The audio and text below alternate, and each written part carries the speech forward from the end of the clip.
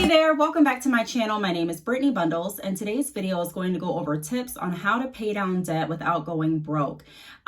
There are so many people that are looking at ways to pay down debt, build credit, and I think all of that is phenomenal. You know, the fact that people are now, I don't want to say now, but a lot of people are interested in building credit and interested in starting businesses and interested in financial security and stability. And so I think that is just phenomenal, like I mentioned. However, there are different ways that you can reach your goals without draining your savings and without draining your checking account either.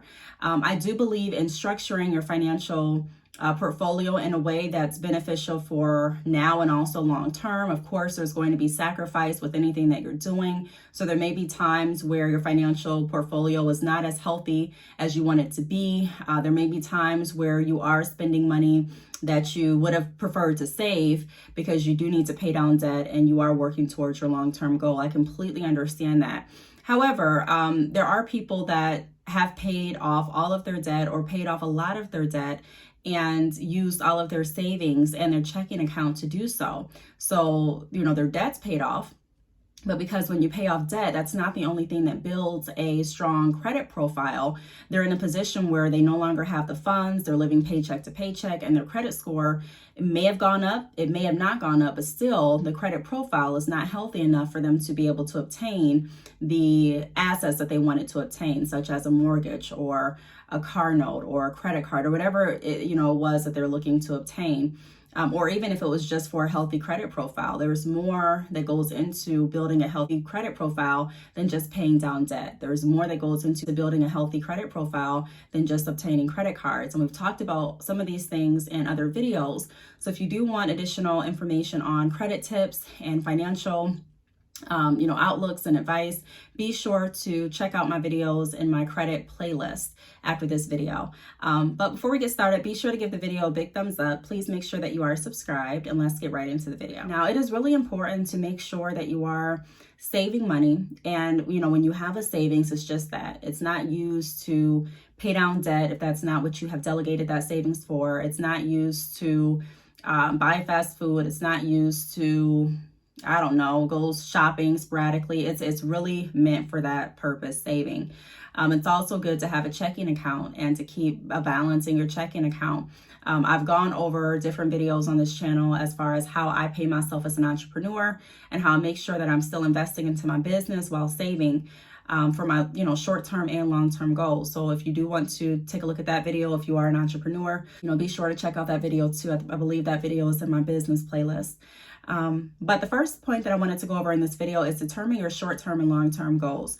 So before you go ahead and pay down all of your debt in hopes of building up your credit, take a look at what your goals are.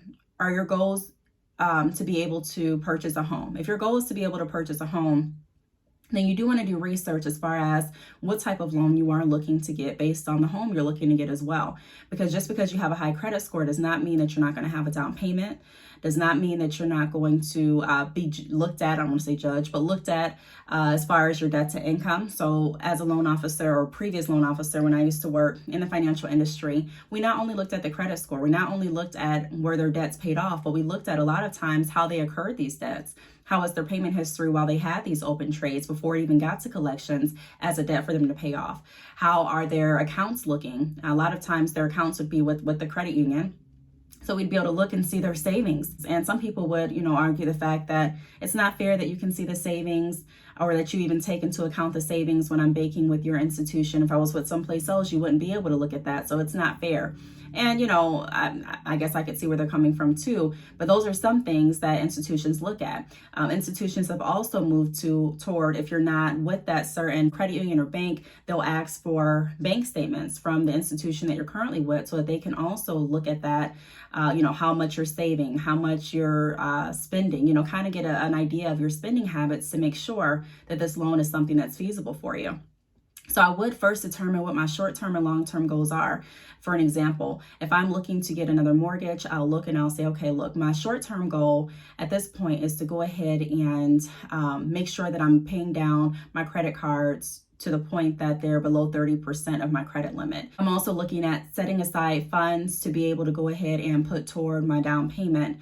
And then my long-term goal would be to eventually go ahead, sell my home, eventually go ahead and purchase another home, be able to put this amount of money down for my down payment, and be able to still have this availability in my debt to income and also with my credit, that I could still move forward and do other things that I wanted to do at that time. So just figuring out what you want, also that's going to help you understand and know what kind of credit score you should have. A lot of times you don't need a 700 credit score in order to get a mortgage. You don't need a 700 credit score in order to obtain a car loan. You don't need a 700 credit score in order to take out a loan for your business. It's all about the health of your credit profile. So often we get so wrapped up in trying to make sure that we hit a certain number that we really fail at looking at the overall picture of our credit portfolio, like I've mentioned. And I go into detail, like I've stated, in some other videos that are in my credit playlist. So check those out if you are interested. But that will be my first tip. Determine what your short-term and long-term goals are. If your short-term goal is to start building credit, just to get something under your belt, and then your long-term goal is to finance another vehicle, you may want to start off by looking to see what type of credit cards are available to you. Will you need to look at a prepaid credit card versus a traditional credit card? Would you need to look at possibly being added on someone's credit card as an authorized user to build credit? Just kind of looking at the different options and seeing what's going to work best for you. Now, the second point that I have is, instead of paying all credit cards down to zero, immediately aim to get existing balances below 30% of the credit card limit. So this is something else that a lot of people aim to do. They aim to pay off all of their credit cards immediately, and they just keep their credit cards at a zero balance. One thing that I can say for that is that you want to be careful when doing that, because when you do have a zero balance on your credit card and there is no activity on your credit card, or little to no activity, sometimes that card issuer closes down your credit card. And that actually does more harm to your credit than if you were to just go ahead and use your credit card, but use it responsibly. And a lot of people are shocked to know that it does more harm because I'm not using my credit card. Yes, it does. It could do more harm if they go ahead and shut down the credit card, because it does not look good to have a credit card closed on your credit profile, especially if that credit card has been one that you've had for years. When you are looking at obtaining a loan, a lot of loan officers do look at the longevity of that specific card, how long you've had it, how long you were able to maintain it, and also what your payment pattern is. Are you paying on time? Are you only paying the minimum balance? Are you making sure that you're revolving a balance that's below 30%? So all of that takes effect into how well and how healthy your credit profile is. Like I've stated in other videos, there have been times as a loan officer that I've approved applications for different loans, and it would be an application where one applicant would have a 700 credit score, but not too much on their profile to go off on. Maybe they only had one credit card, or maybe they had, just two credit cards, but no secured auto loans, or no secured mortgage loans to look at, or no secured recreational loans, or no personal loans. It was only credit cards. And then I have someone else with maybe a 650 credit score, and their credit profile is healthy. They have a good mix of unsecured, so credit cards and personal loans, and they also have a good amount of secured loans, so an auto loan, maybe a mortgage, and they also look good with their debt to income, and their payment history is looking good. I don't see any recent collections. They've been at their job for over 2 years. They have a good amount of money in their savings and also in their checking, and so that application will be approved over the application with 700 pretty much any day, any day that it would come into our office, because of the difference in stability. And so you do want to make sure that you're not just draining all of your money trying to pay down all of your credit, or trying to pay off all of your credit cards, because a lot of times it's not needed. You can still monitor your spending, and you can still make sure that you are spending responsibly. And again, that's that 30% rule. So making sure that you're 30% below your credit card limit. However, just not using your credit cards at all can definitely do damage if that card issuer closes out the credit card, or if you yourself decides to close out the credit card. Instead of closing the credit card, just use the credit card responsibly is my best piece of advice. The next tip that I have is set up payment plans with creditors or create a payment schedule for yourself to stick to. So instead of going in your savings and just draining everything in your savings to pay off your credit cards and pay off different collections that you have, please don't misconstrue my words. It is good to pay off your collections and it is good to pay down your debt. However, this video is just speaking to why you don't have to drain your savings in order to do so. So set up a payment plan. A lot of times people overlook payment plans, and when I say a payment plan, you don't necessarily have to call the creditor to set up a payment plan. You can go ahead and set up a payment plan for yourself. So, okay, this is a collection that I've had for a year and I really want to start paying it down. So based on what I'm making right now, I think $50 a week would be feasible for me to go ahead and pay toward this collection. Or I think maybe $100 every other month is something that I can do right now. Or maybe, $20 every 2 weeks is something I can do. So just finding out a plan that works okay for you, where it allows you to still be able to go ahead and save, where it allows you to still be able to go ahead and pay your other obligations, is something that is beneficial. What ends up happening sometimes is people get so focused on paying down their debt that they drain their savings, they drain their checking, and they don't have enough funds to be able to pay the bills that they currently have. So more bills end up going to collection, more accounts end up going to collections.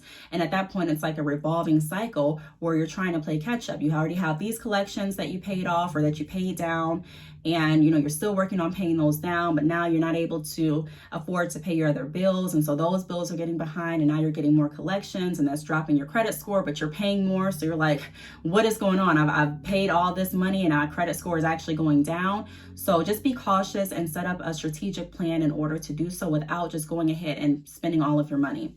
Now, the fourth tip that I have is keep certain trades open. Not all trades have to be completely paid off to build a healthy profile. We did go over that a little bit ago when I stated that it's not necessarily healthy in the creditor's eyes to close all of your credit cards or close credit cards. Now, sometimes you will have a healthy enough credit profile where closing a credit card really won't harm you. But if you are someone that has a credit profile and you really don't have too many trades as it is on your credit profile, and when I say trades, I'm referring to credit cards, signature loans, mortgages, auto loans, recreational loans. I mean, there's really nothing on there. You do want to make sure that you're keeping those cards on there, especially if it's a card that you've had for some years. You do want to make sure that you're keeping that. If you're going to close any card, if you're looking and you're like, I just have to close out one credit card, I would look at closing out the credit card that you've had for the least amount of time. Keep the longest trades on your credit report as you possibly can. That is going to show a responsibility, and it's also going to show stability in the fact that you were able to keep this trade active and open for this many years or for this long. So certain trades need to be open in order to build your credit report. It's not all about making sure that you have zero balances and making sure that you have no debt, because there is a such thing as having debt, good debt, so that you can build credit. That is the way that you build credit. There are so many people, again, that state, you don't want any debt, you don't want any debt. And I don't know of how to build your credit without having debt or without someone else, accruing that debt for you by means of allowing you to be added on their card as an authorized user. But typically, unless there's, options that I'm just not aware of or options that are just not as popular, you will need debt, some type of debt, in order to show responsibility and to build credit. And even if not to build credit, to have that healthy credit profile so that you can obtain different loans and different assets that you're looking to obtain in the future. And then the last tip that I have is just don't drain your savings. Like I mentioned in the beginning of the video, you should definitely always have a savings. People are sometimes shocked when I show them my credit score when I was approved for a mortgage. My credit score was not 700. It was in the sixes. It was in the higher sixes, but it wasn't 700 when I got my first mortgage. And I got my first mortgage on my own. I didn't have anyone sign for me. There was no joint applicant or anything like that. It was strictly off the strength of my credit profile.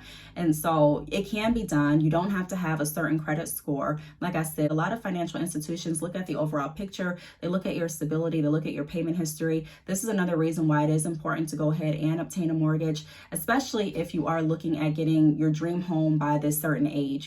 For me, I'm looking at having my quote unquote dream home before I'm 40 years old. Right now I'm 30. So I knew that I needed to go ahead and get a mortgage so that I can start building my credit profile even stronger, so that I would be in the position to go ahead and obtain a mortgage for the type of home that I wanted by the time I was 40. Does that mean that everyone has to follow my footsteps? No, it does not. Everyone has their own set of goals, but it's really important to go ahead and set your short-term and long-term goals. Like I mentioned, my short-term goal was to go ahead and get my first mortgage. so that I could go ahead and begin that payment history and continue to build my credit up, and also build my savings so that when it comes time for me to transition homes, I'd be able to do that. I'm at the point right now where I'm kind of stuck. I'm trying to debate if I want to go ahead and get a home sooner than, than 40, because 40 was my long-term goal, or if I want to go ahead and get another home that I'm not really going to stay at too long, and sell it in a few years and then still stick on the path of obtaining my quote unquote dream home by 40. But either way that I decide to go, I know that I do need to have a healthy credit profile, and I also know I need to have a healthy amount in my savings. I need to make sure that I am revolving my money in a way that's responsibly, so that I can continue to ensure that no collections get on my credit report, and if they do, I'm able to set up payment arrangements, stick to them, and actually pay them off. So no institutions are looking for you to be perfect. No institutions are looking for you not to have any blemishes. Institutions typically are looking to see how responsible and stable you are, period. So even if you have collections, how did you handle those collections? Did you just drain all of your savings and let the other accounts go into negative? Were you still able to maintain a good balance in your savings and still go ahead and pay off the collections? How were you able to maintain and pretty much bring yourself out of a hole, so to speak? So I really hope that these tips helped. Ultimately, I advise not to go broke paying down your debt, just for the reasons that I went over in this video. If you do have any additional questions, please feel free to leave them down below. Thanks so much for watching, and I will see you all in the next video. Bye.